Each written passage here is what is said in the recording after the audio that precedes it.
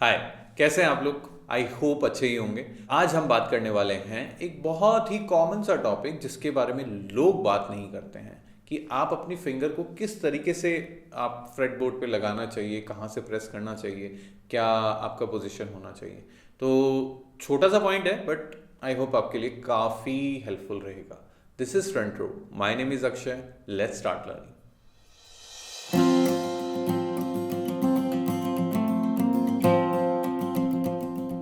अब सुनने में तो आपको लगेगा कि इसमें कौन सी बड़ी बात है, हमें पता है कैसे प्रेस करते हैं, बस ऐसे करके फिर इसको स्ट्रिंग को प्रेस ही तो करना होता है। देखिए, no doubt it can be that straightforward, but हम लोग को लगता है कि जो छोटी छोटी डिटेल्स है ना, हो सकता है उससे आपकी प्लेइंग में एक ईज आ जाए। तो उसी वजह से आज ये पॉइंट हम कवर कर रहे हैं। तो पहली चीज़ जो आपको समझनी है कि you should always use your tip of the finger. आपका जो फिंगर का टिप होता है ना, वो ही सबसे इंपॉर्टेंट पार्ट होता है जो इसको प्रेस करने के लिए उत्तरदायी होता है ना, रिस्पॉन्सिबल होता है बेसिकली। कि आपको अपनी टिप का यूज करना है, चाहे कोई सी भी फिंगर हो। ट्राई योर बेस्ट कि अगर आप लीड्स प्ले कर रहे हैं तो प्रॉपरली एक तरीके से आप वो यूज करेंगे। अच्छा, अब बात आती है कि कब टिप का यूज नहीं करना है, कब फेस का यूज करना है। तो जो फेस है ना, let me clear, this part is the tip and this is the face. Okay, so जब भी आपको कुछ बार कॉर्ड से रिलेटेड बजाना होता है या फिर दो दो या दो से ज़्यादा स्ट्रिंग्स एक साथ प्रेस करनी होती है, तब हम ये जो फिंगर का, किसी भी फिंगर का जो फेस वाला पार्ट है, इसका यूज़ करते हैं। अदरवाइज लीड्स प्ले करने के लिए या even normal open chords play करने के लिए we always use the tip of the finger. Okay, so this is the point number one.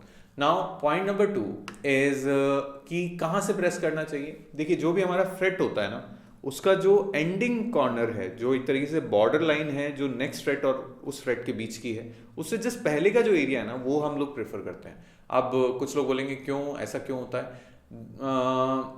मैं मेरे एक्सपीरियंस से ये कहूँगा कि वी कैन से कि दिस इज द प्लेस जहाँ पे आपको मोस्ट क्लीन साउंड मिलेगा और सबसे लीस्ट प्रेशर के साथ। मतलब ऐसा नहीं, देखिए जितना आप पीछे जाएंगे ना फ्रेट में, उतना एक तरीके से आपको जो दम है ज़्यादा लगाना पड़ेगा उसको प्रेस करने के लिए, और जितना आगे तक रहेंगे।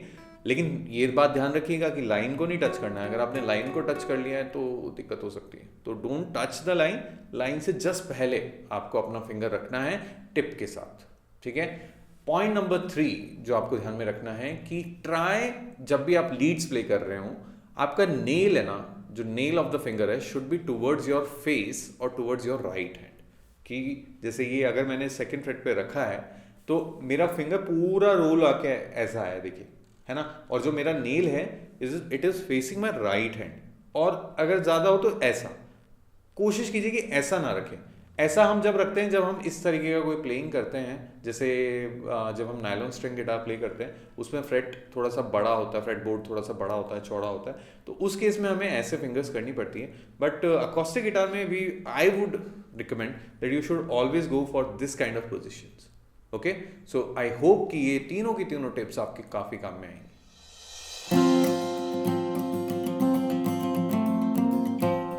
तो चलिए जल्दी से समराइज कर लेते हैं। मैंने 3 टिप्स बताए हैं आपको कि एक तो पहली चीज़, आपको हमेशा अपना tip of the finger use करना है। अगर आप लीड्स प्ले कर रहे हैं या ओपन कॉर्ड्स प्ले कर रहे हैं तो थोड़ा सा हो सकता है शुरू में आपको पेन होगा, बट धीरे धीरे आपकी टिप्स ही हैं जो एकदम हार्ड हो जाती हैं, है ना। और फिर आपको बजाने में कोई किसी भी तरीके का पेन नहीं होता है। दूसरा पॉइंट था हम लोगों का कि कहाँ प्रेस करना है। तो जो कॉर्नर ऑफ द फ्रेट होता है, जो सरफेस एरिया होता है फ्रेट का, उसमें जो आगे वाला कॉर्नर होता है, चाहे आप बैकवर्ड मोशन में आ रहे हैं चाहे स्ट्रेट मोशन में जा रहे हैं, please keep this in your mind कि हमेशा प्रेस करने के लिए कॉर्नर को ही चूज करें। ठीक है, अवॉइड द लाइन। और तीसरा पॉइंट था कि आपका nail should be facing your right hand, है ना, और may be your face. It should not be facing the roof. This is my learning, this is my observation. हो सकता है किसी के लिए ये तीनों के तीनों पॉइंट्स काम नहीं करें, विच इज़ टोटली ओके, है ना। At the end of the day we you know जज on the basis of sound. If you are sounding good, don't bother to change. Okay, so इसी आशा के साथ कि आप ये 3 टिप्स ट्राई करेंगे और थोड़ा सा आपके प्लेइंग में ईज आएगा, बदलाव आएगा।